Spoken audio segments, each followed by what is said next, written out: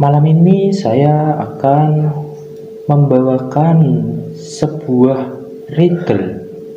Apa itu riddle? Riddle adalah sebuah teka-teki yang kalian harus jawab dan menemukan kejanggalan-kejanggalan dan apa jawabannya.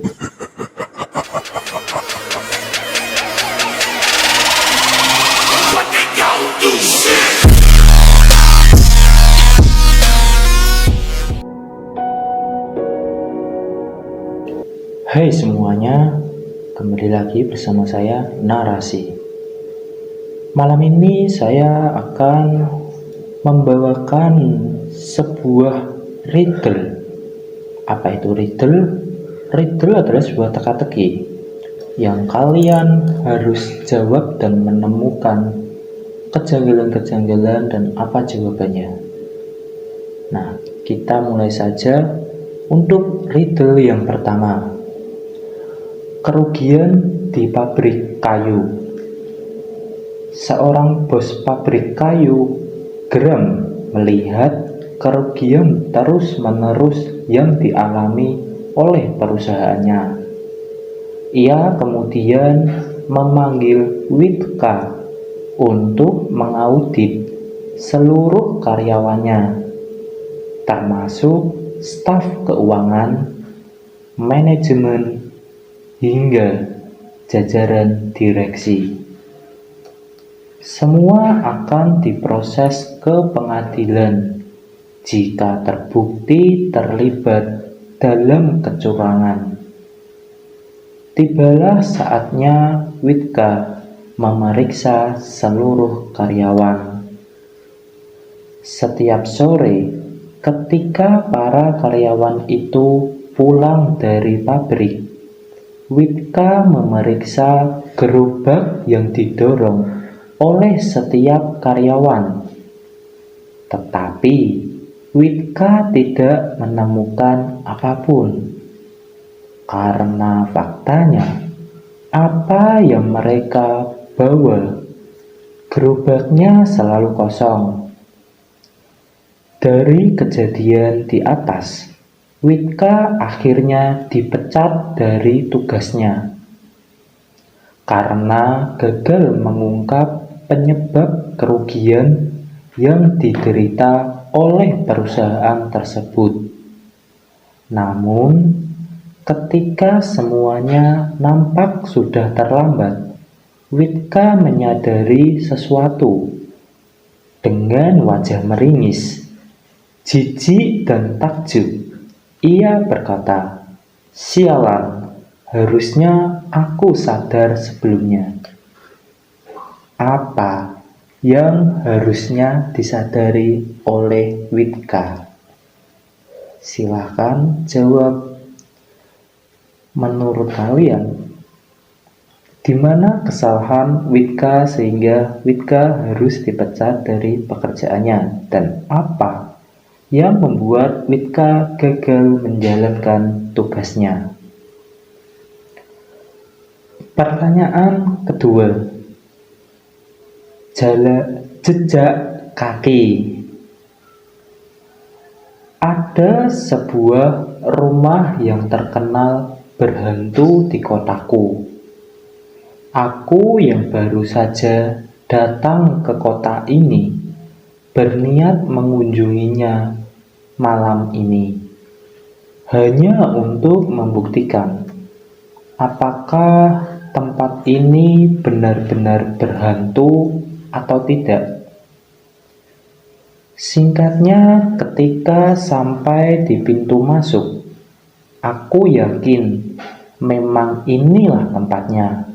Sebab walaupun rumah ini tampak terbengkalai, namun terdapat banyak jejak kaki menuju arah pintu depan rumah itu. Aku yakin pasti banyak anak-anak sepertiku yang tertarik dengan rumah itu.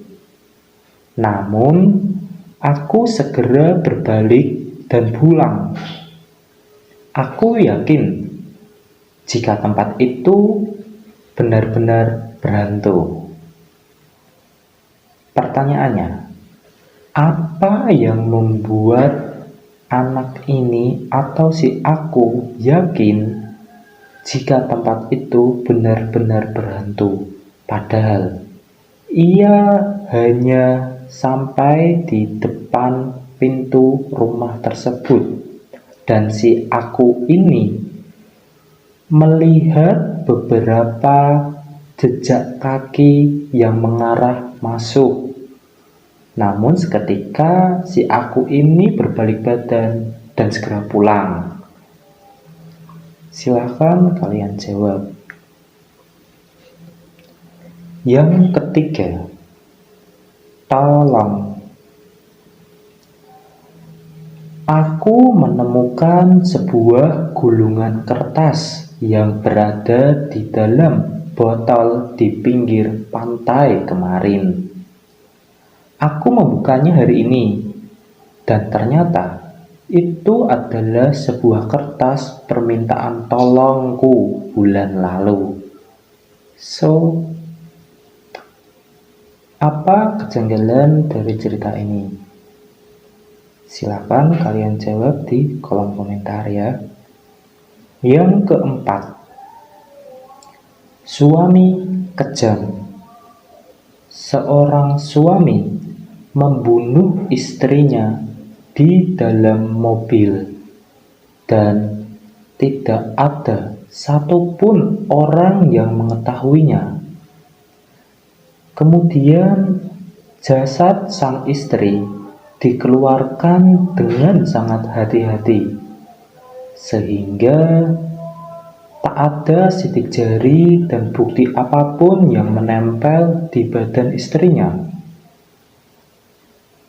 Untuk menghilangkan barang bukti, sang suami membuang pisau yang dipakainya untuk membunuh istrinya tadi ke dalam jurang, dan tidak ada seorang pun yang bisa mengambilnya.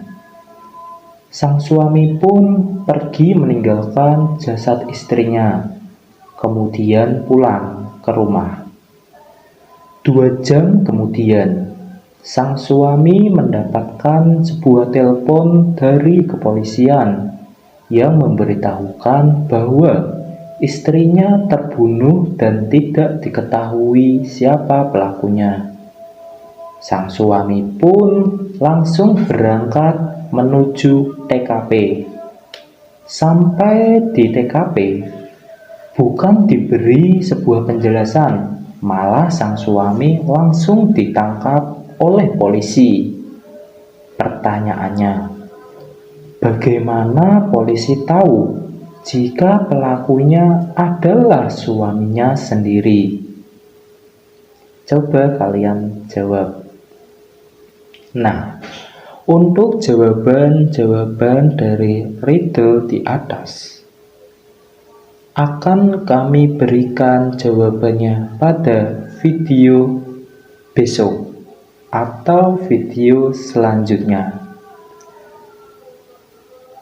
Silahkan kalian jawab pertanyaan dan tonton video selanjutnya untuk memastikan apakah jawaban-jawaban yang kalian berikan itu benar. Selamat malam dan sampai jumpa.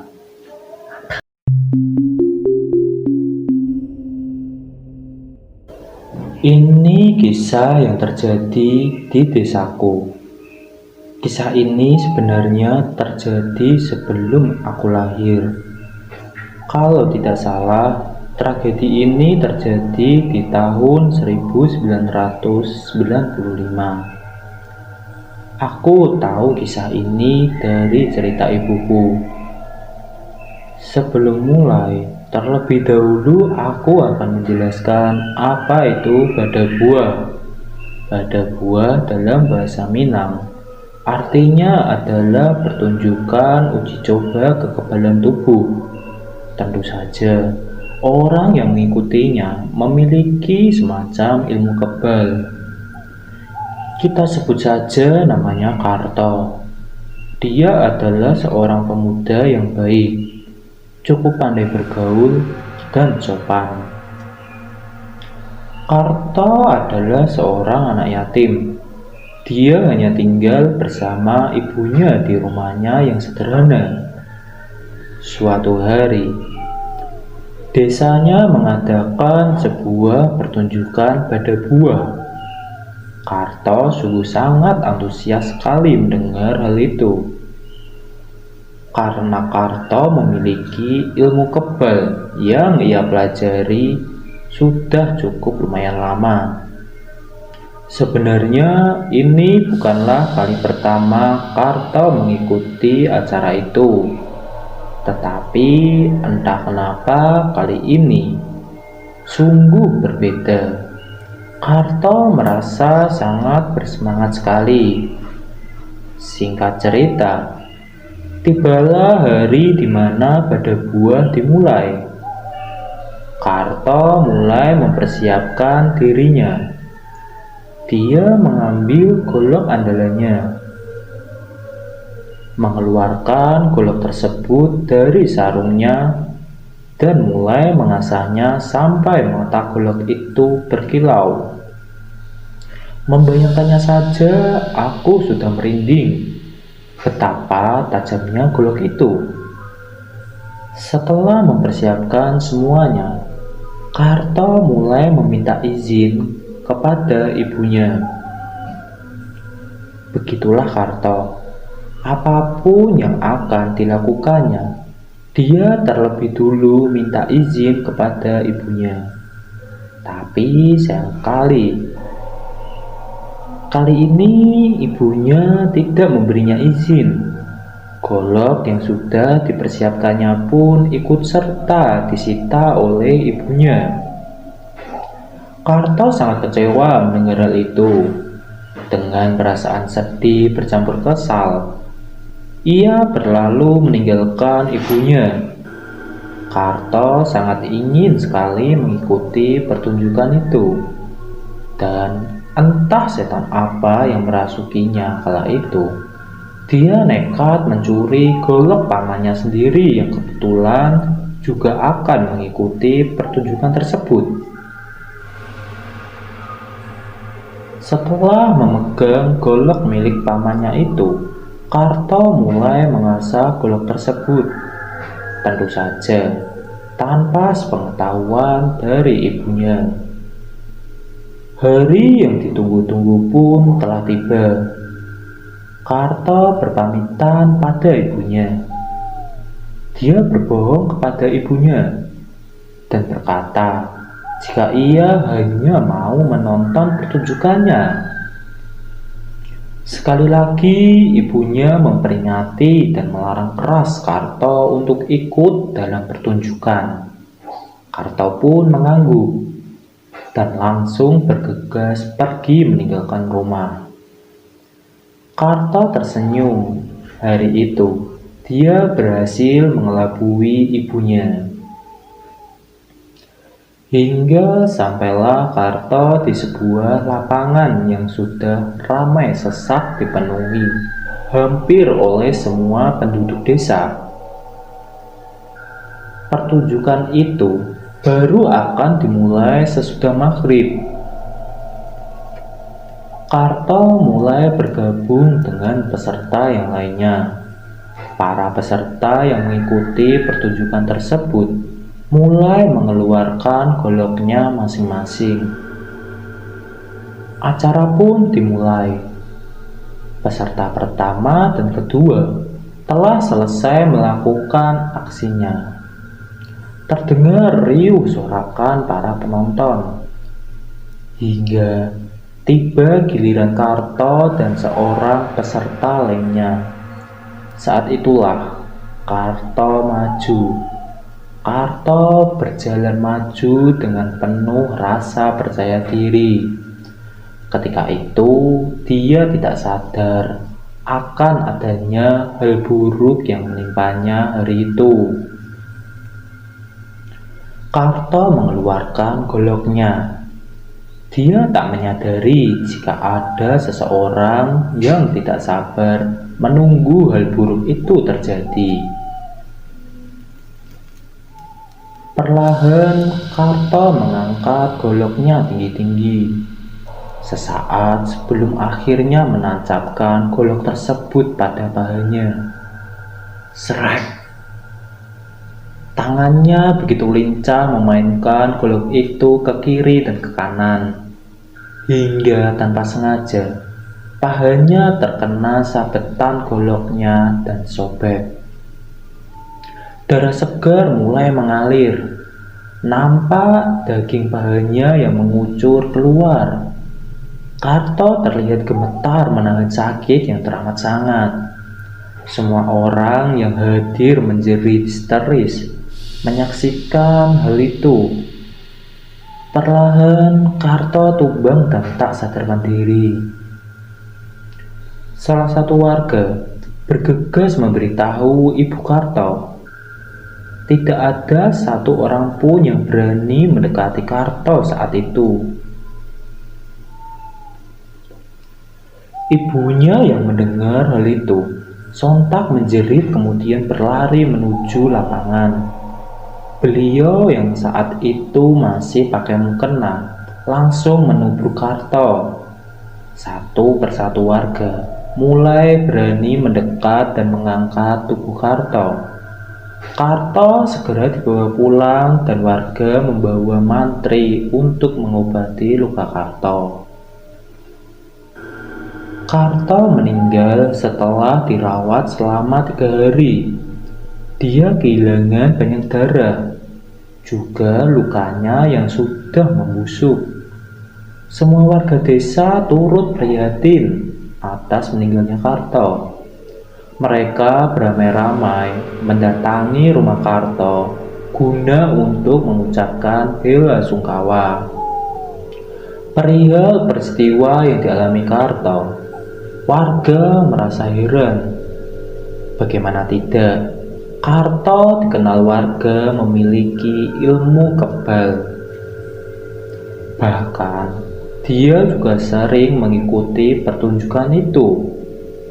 Warga pun mulai curiga jika pasti ada seseorang yang sengaja berniat buruk pada Karto saat itu. Usut punya usut, ternyata dalang dibalik semua itu adalah pamannya sendiri yang merupakan peserta terakhir pada pertunjukan pada buah hari itu. Sebelum pertunjukan, biasanya golok yang akan digunakan diberi mantra atau semacam doa-doa. Biasanya, golok yang sudah diberi mantra tidak akan melukai si pengguna, seperti saat ditancapkan. Golok tersebut tidak akan menembus kulit orang itu. Mungkin karena kesal, pamannya pun menukar golok tersebut. Semenjak kematian Karto, berbagai peristiwa aneh mulai terjadi. Warga percaya arwah Karto masih gentayangan, mengingat kematiannya yang tidak lazim atau bisa diartikan bunuh diri. Singkatnya, suatu hari desa kami panen durian besar-besaran. Memang, sekali dalam setahun, durian itu berbuah sangat lebat. Hampir semua warga memiliki kebun durian yang ditanam di atas bukit tak jauh dari desa. Biasanya, yang perempuan tidak diperbolehkan ikut panen durian. Pasalnya, kegiatan menunggu durian jatuh sering dilakukan pada malam hari. Malam itu, sebut saja namanya Budi, salah satu warga desa, pergi ke kebun bersama kedua temannya. Budi adalah teman dekat Karto semasa hidup. Sesudah maghrib, mereka bertiga langsung berangkat menuju kebun. Jalan yang akan dilalui memang sedikit terjal, berbekal air dan beberapa bungkus roti. Juga masing-masing dari mereka membawa senter guna membantu dalam perjalanan dan pencarian durian malam itu. Sekitar setengah jam berlalu. Akhirnya mereka sampai di kebun. Sesampainya di sana, mereka bertiga langsung menuju ke sebuah gubuk. Gubuk itu agak sedikit tinggi dan harus menaiki beberapa anak tangga untuk masuk ke dalam gubuk tersebut. Setelah menaruh perbekalan, mereka bertiga mulai menelusuri sekeliling pohon durian dengan bantuan cahaya senter. Budi yang dikenal sebagai orang yang sangat pemberani pun menelusuri daerah yang agak terpisah dari kedua temannya. Lelah berkeliling, namun belum juga ada hasilnya. Kedua teman Budi memutuskan untuk beristirahat sebentar. Sementara Budi masih tetap semangat berkeliling mencari durian jatuh. Mana tahu ada yang terselip di antara semak belukar, pikir Budi waktu itu. Setelah kedua temannya pergi, suasana mulai sunyi. Tak terdengar lagi gelak tawa kedua temannya. Hawa dingin mulai berembus. Dinginnya sedikit berbeda malam itu. Budi tak memperdulikan itu semua. Menurutnya, lazim saja. Hawa dingin di atas bukit. Tak lama, terdengar sesuatu yang jatuh. Brak! Budi dengan cepat menelusuri sumber suara tersebut. Terbayang di depan matanya buah durian yang menggoda. Tetapi tak ada apapun di sana. Mungkin saja benda lain atau hewan yang jatuh dari atas pohon. Budi berusaha menenangkan pikirannya, meskipun ada sedikit keraguan di hatinya. Berak! Sekali lagi suara itu muncul. Budi berjalan perlahan menuju sumber suara. Tak ada apapun. Budi mulai kesal dan berteriak. Tolong, kalau hanya untuk usil, mending pergi saja setan, teriak Budi kesal. Kedua teman Budi yang mendengar teriakannya berlari menghampirinya. Mereka lantas bertanya, "Kenapa Budi teriak?" Budi lalu menceritakannya. Kedua temannya pun mengajak Budi untuk beristirahat dulu, sekedar menenangkan pikirannya. Sekitar jam 1 dini hari, mereka mulai menelusuri sekeliling batang pohon durian. Budi yang terlihat kesal karena belum mendapat satupun mengumpat kata-kata kasar. Kedua temannya hanya tersenyum melihat tingkah Budi.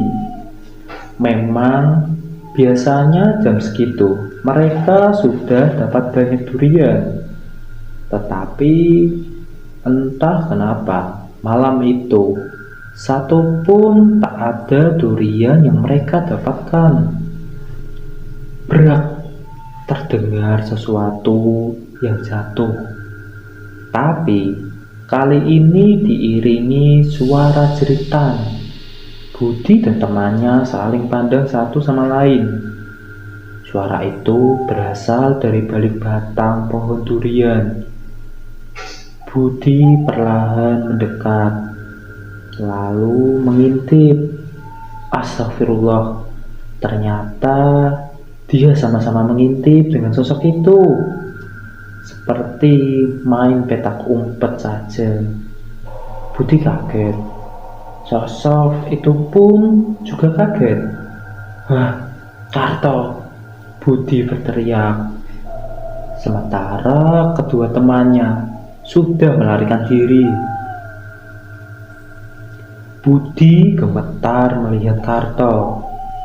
Jiwa pemberaninya hilang seketika. Bagaimana tidak, wajah Karto sudah tidak berbentuk lagi. Bolong sana-sini juga dipenuhi belatung. Budi berbalik seketika. Tapi kali ini lebih terkejutnya lagi. Karto sudah berdiri pula di depannya. "Ya Allah, Karto, jangan ganggu aku!" teriak Budi. Dia tidak berani membuka kedua matanya untuk beberapa saat. Dalam hati Budi, sampai kapan harus merem seperti ini? Akhirnya, dikumpulkannya semua keberanian yang ia miliki. Dan perlahan, Budi membuka kedua matanya. "Hah, Karto sudah tidak ada." Budi bernafas lega. Lalu, ia berjalan kembali menuju gubuk. Sampainya di gubuk, terlihat kedua temannya meringkuk tak bergerak. Budi tak bisa menahan tawanya. Ia lalu bergegas ikut meringkuk pula. Menjelang pagi, mereka baru berani keluar dari gubuk tersebut dan bergegas untuk segera mungkin menuruni bukit. Sampainya di desa, Budi dan kedua temannya langsung berkoar-koar menceritakan tentang semua kejadian itu, termasuk kejadian di mana ia melihat jelas sosok Karto. Berawal dari sinilah, hampir semua warga, kalau sudah malam menjelang, tidak akan berani keluar rumah. Ditambah, di desa dulu WC-nya terpisah sama rumah. Kalau mau ke toilet pun, biasanya akan terjadi semacam keributan sekampung agar suasana menjadi ramai dan tak mencekam. Suatu malam, sekitar jam 9 malam, suasana sudah sangat sunyi sekali. Namun, di tengah kesunyian itu, terdengar gelak tawa petugas ronda. Kebetulan, di samping pos ronda itu ada kedai kopi. Kalau bahasa di sini, namanya lapau. Terlihat beberapa orang asik sedang menonton pertandingan bola malam itu. Angin berhembus perlahan, membawa aroma yang tak sedap. Mereka yang lagi fokus-fokusnya nonton mulai terganggu dengan bau itu. Salah satu di antara mereka pun berkata, "Siapa nih yang kentut? Parah kali sampai bau bangkai. Udah berapa bulan gak berak sih?" kelakarnya. Padahal bau busuk itu berasal dari depan kedai, dekat pohon pisang. Mereka mulai tak leluasa menonton bola malam itu. Mereka mulai bergerak untuk mencari sumber bau busuk itu. Dan ternyata pada malam itu, Karto juga ikut menonton. Terlihat dia tengah berdiri dekat pohon pisang sambil menatap televisi yang berada di pos ronda tersebut. Tak dihiraukannya, orang-orang yang berlarian kocar-kacir melihatnya. Karto tetap saja menonton bola pada malam itu. Sejak saat itulah, cerita tentang arwah Karto yang dianggap meninggal karena tidak lazim atau bisa dikatakan bunuh diri menjadi cerita turun-temurun atau cerita rakyat di desaku. Sekian cerita ini. Perlu kalian ketahui, arwah Karto alhamdulillahnya masih bergentayangan sampai sekarang. Ada yang mengatakan, jika sampai sekarang pun terkadang orang yang keluar malam atau ia pulang bekerja kebetulan malam hari, terkadang melihat sosok Karto ini. Entah bagaimana caranya agar arwah Karto tak gentayangan lagi. Namun, puluhan tahun telah berlalu. Karto masih saja bergentayangan akibat meninggalnya yang dianggap bunuh diri ketika mengikuti badai buah atau pertunjukan uji kekebalan. Terima kasih sudah mendengarkan cerita dari kami. Saya Narasi pamit, sampai jumpa dan sampai bertemu di video selanjutnya.